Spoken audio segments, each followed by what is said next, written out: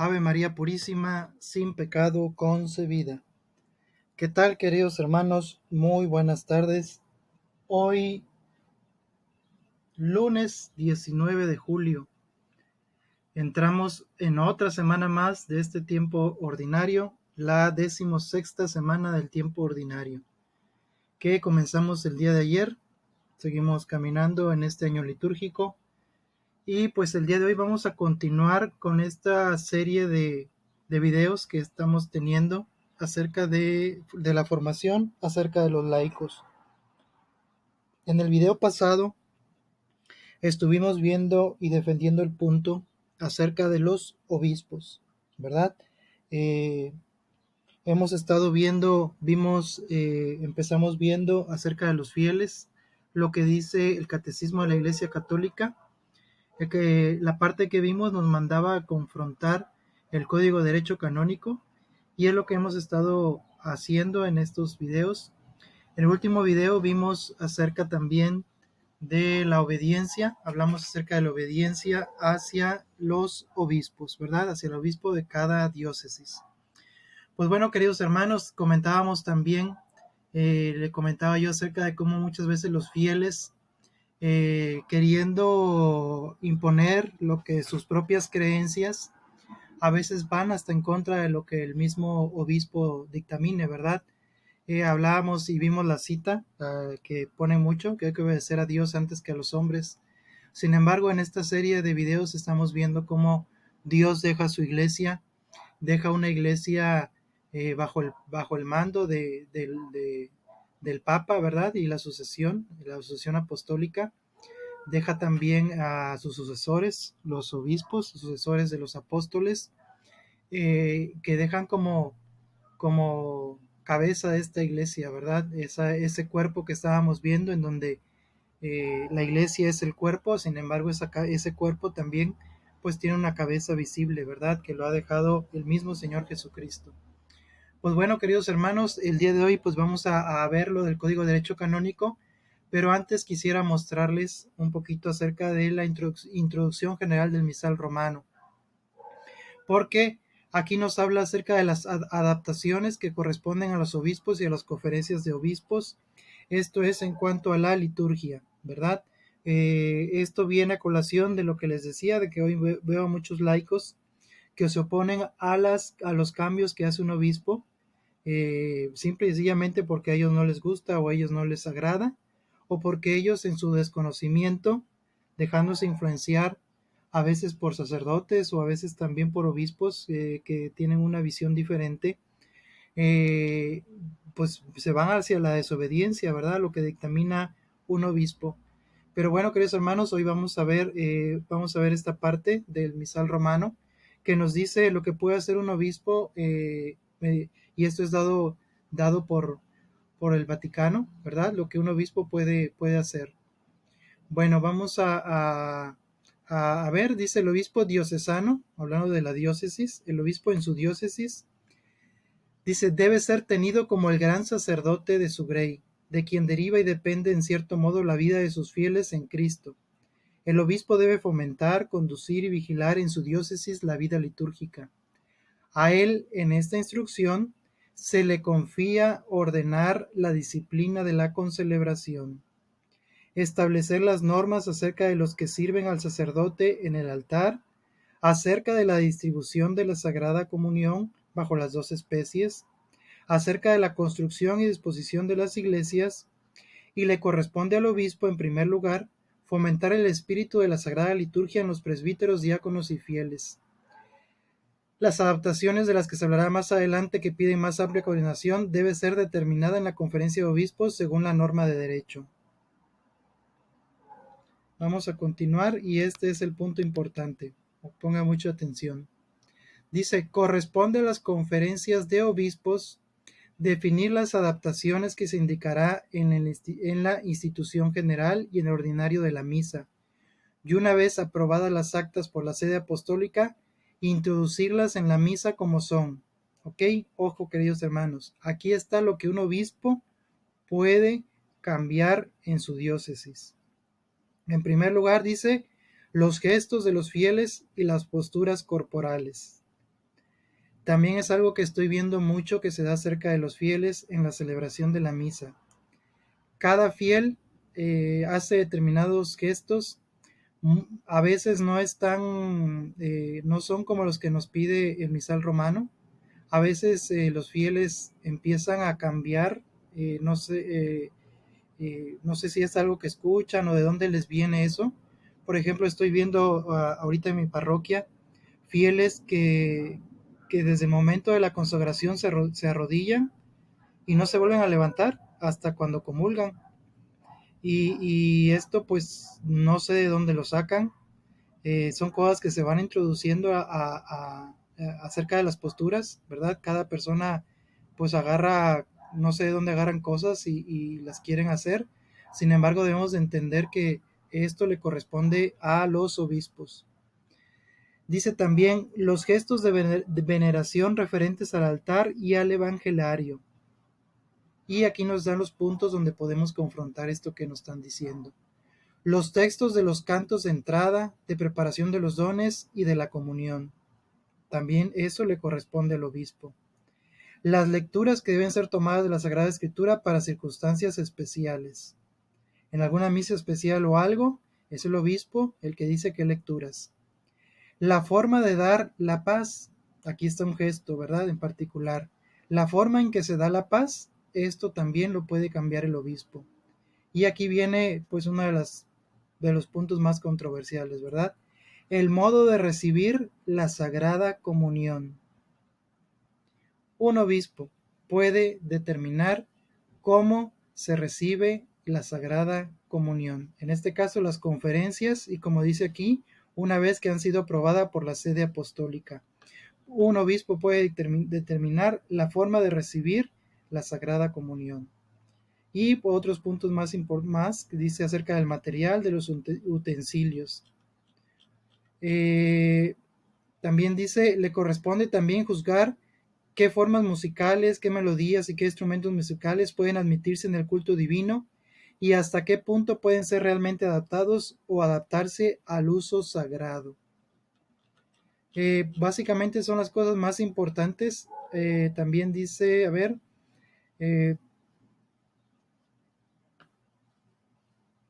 habla acerca también de las iglesias particulares.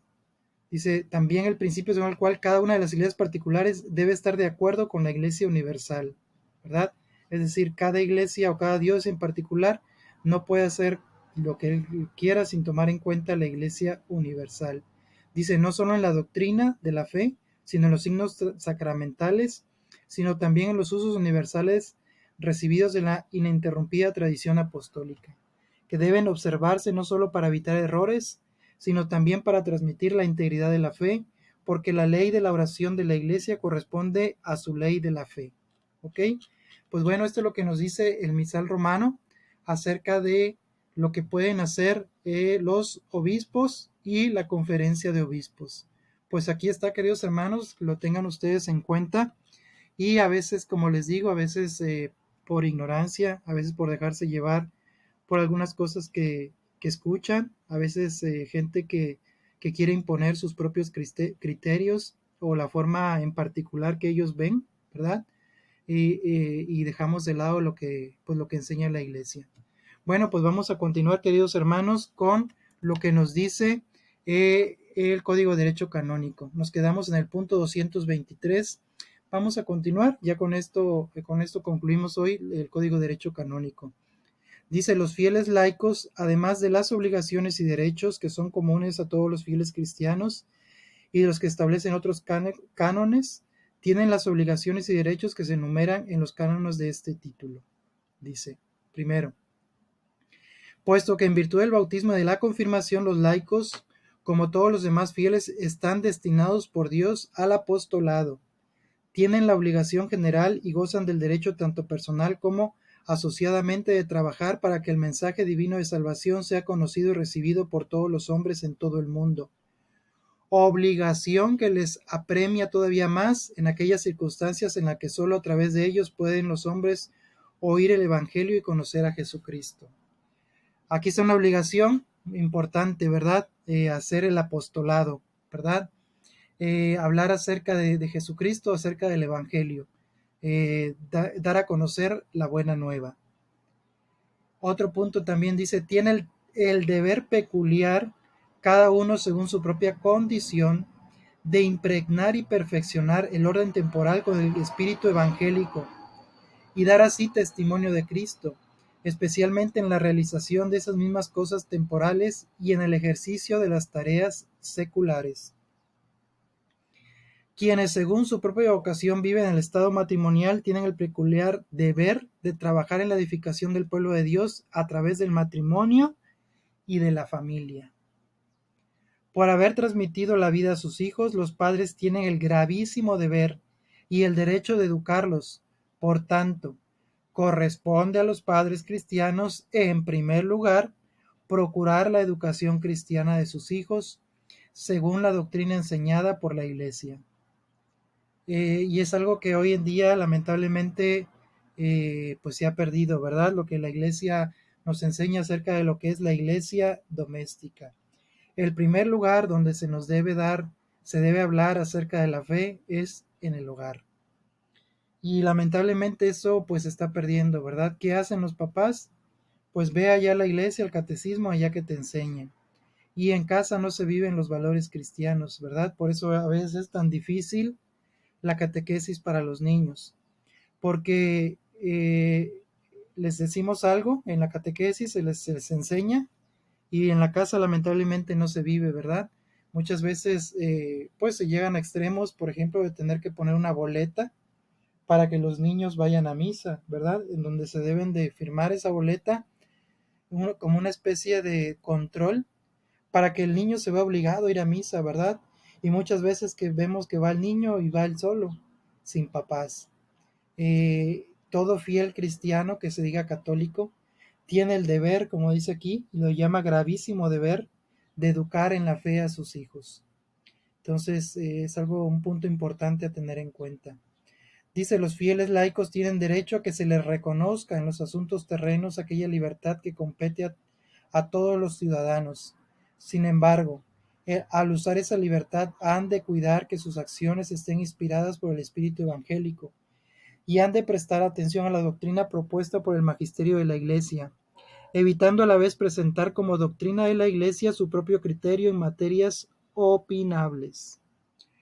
Algo muy importante, ¿verdad? Muchas veces, y es lo que estamos viendo hoy en día, que los laicos, a veces, sobre todo a veces que damos catequesis, a veces que hablamos, damos alguna charla, a veces también que nos ponemos en discusiones, ¿verdad?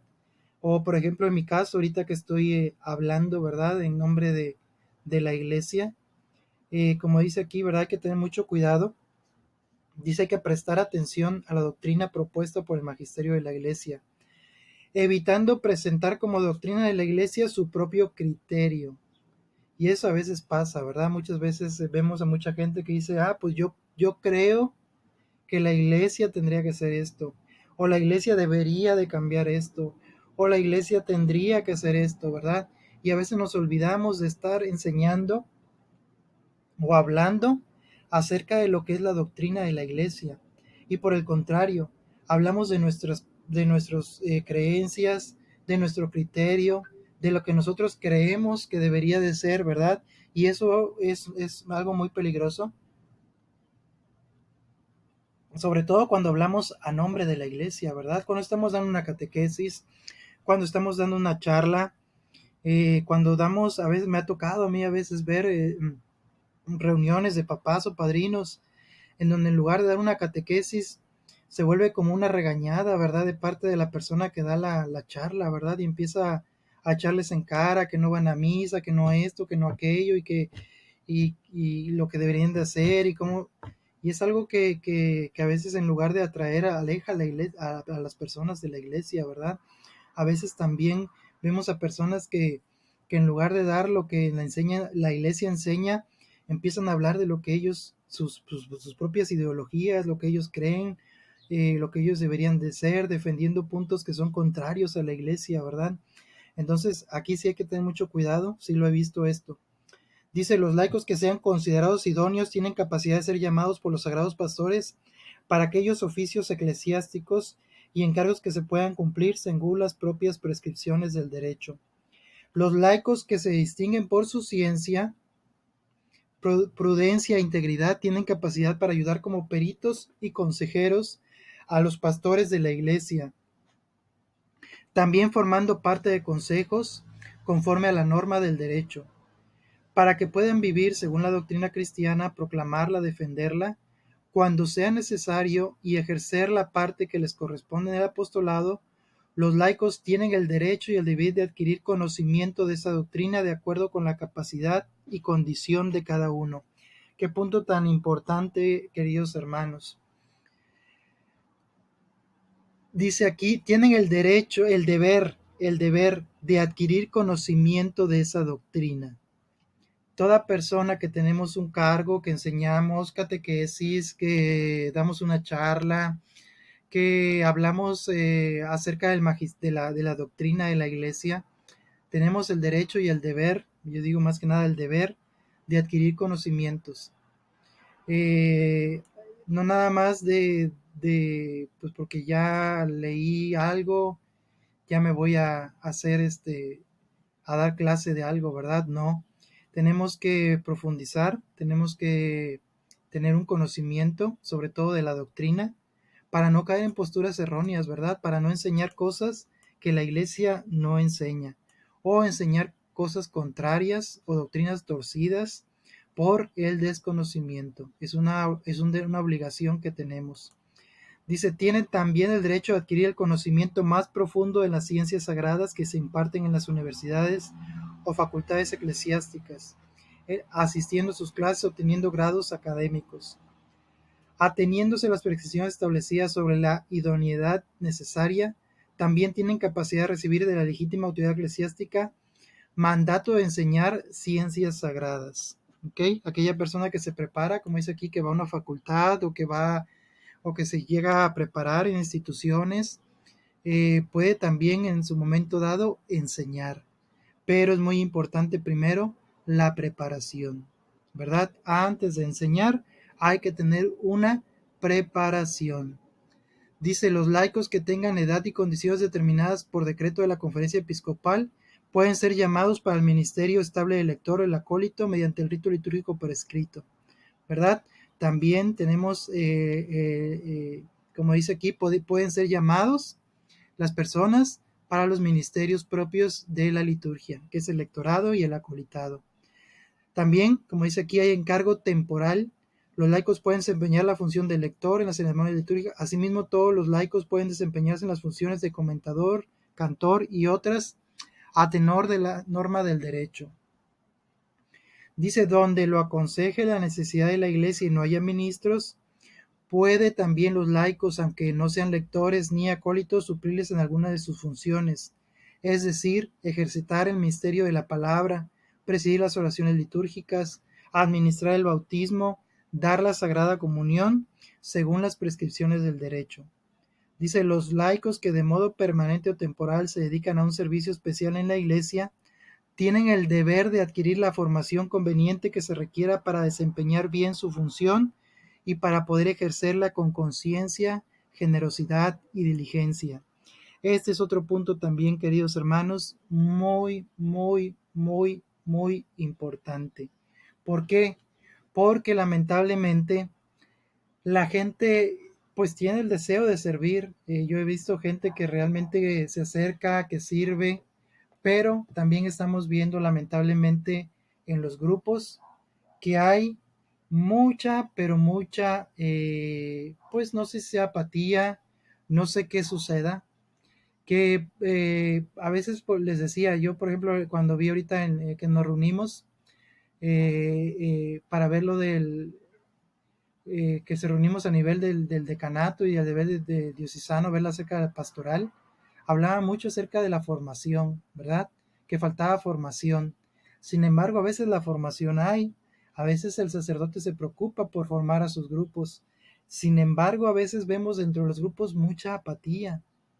Estamos viendo, por ejemplo, servidores del altar que van el domingo y no los vuelves a ver hasta el próximo domingo que les toca otra vez una misa, ¿verdad? Eh, ojalá de veras se entienda esto. A veces se tiene, es el problema de siempre, ¿verdad? La posición que al tomar con este tipo de actitudes. A veces si te pones muy estricto, pues los laicos se alejan. Pero también si se pone uno muy laxo en esto, pues el problema es que cae en la mediocridad del servicio, ¿verdad? Vemos a laicos que pues nada más llegan, leen o acolitan y se van y no crecen. Y pasa el tiempo y es lo mismo. Están ahí nada más, sirven y se van, sirven, vienen, se van y así están, ¿verdad? Pero no profundizan. Muchas veces su misma función, ¿verdad? Muchas veces no profundizan, como dice aquí, para ejercerla con conciencia, general y diligencia, hay que formarse, eso es muy importante, queridos hermanos, la formación. Y por último hablo acerca de las retribuciones, ¿verdad? Tienen derecho, pues acerca, si, como dices, si si vale la pena o más bien si se justifica, pueden tener una retribución. Pero bueno, son casos muy especiales. Y pues con esto, queridos hermanos, concluimos lo que dice el Código de Derecho Canónico acerca de los laicos. Seguimos profundizando, seguimos avanzando en lo que es el laico. Con este, ojalá lo puedan seguir. Les pido por favor que me ayuden. Estos temas pues están hechos con la idea de la formación, sobre todo de los laicos que sirven en la iglesia. Si alguien me escucha, si alguien está siguiendo los temas, les pido por favor que me ayuden con un comentario, pero más que nada que me ayuden a hacer partícipes a sus grupos de esto. Es muy importante esto, es muy importante que los grupos en las iglesias vayan creciendo y la única forma de crecer es con una buena formación. Tal vez la formación que trato de dar no es la más adecuada, tal vez no es de pues trato de que sea una buena formación, que sea una formación que sirva, ¿no? Pero digo, es un granito de arena. Sin embargo, en las parroquias también pueden tratar esto, ¿verdad? Pero bueno, les pido por favor que me ayuden a que estos temas los puedan conocer más personas que sirven en la iglesia, para ir profundizando un poquito, para ir iluminando un poquito acerca de lo que es el servicio y lo que es lo que estamos obligados los laicos dentro de la iglesia, ¿verdad? Pues bueno, ya vimos lo que dice el Código de Derecho Canónico. Eh, Más adelante, acerca en el libro 2 más adelante, pues hablamos acerca de las obligaciones y los derechos. Más adelante habla acerca de la formación de pues otras cosas, ¿verdad? De grupos, asociaciones, todo esto, pero bueno, los más importantes eran estos dos puntos, que es título 1 y título 2 que acabamos de ver. Y con esto nos regresamos al Catecismo de la Iglesia Católica. En nuestro próximo video, pues vamos a continuar. Pues bueno, queridos hermanos, paz y bien para todos. Ayúdenme a que esto llegue a todos los fieles, especialmente ojalá haya personas de mi parroquia que estén escuchando estos temas. Pero bueno, como dice la palabra de Dios, nadie es profeta en su tierra. Y si no, pues bueno, ahí les pido por favor que traten de que esto llegue a más personas. Bendiciones para todos, feliz inicio de semana, paz y bien, adiós.